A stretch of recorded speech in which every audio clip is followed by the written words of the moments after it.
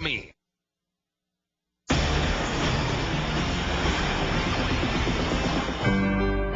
She thought she would be in and out of the hospital.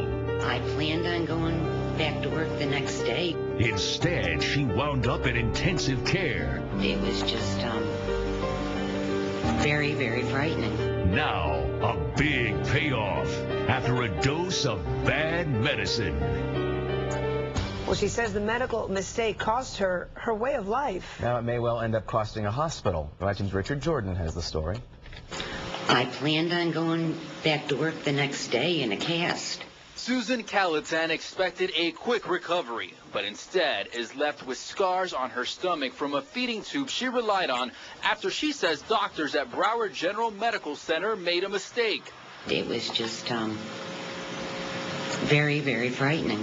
Callatan went under the knife 4 years ago.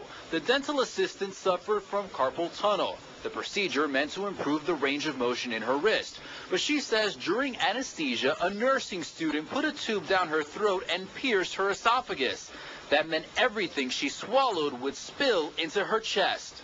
It was very likely when she came in that she was going to die. They punched a hole in the tube that runs down to her tummy where food goes. Callatan blames the mistake on the student. I thought there might be a student looking, watching, but I had no idea that they would actually be working on me. Thursday, Callatan was awarded $4.7 million for gross negligence by Broward General's anesthesia team. Broward Health released a statement saying, "We do not believe the jury reached the correct decision in this case. Ms. Callatan had an unfortunate yet known complication of anesthesia. It is not indicative of any negligence on the part of her healthcare providers, and we do not believe there was negligence or an issue with the standard of care we provided to her." But Callatan says even all those millions can't heal her wounds.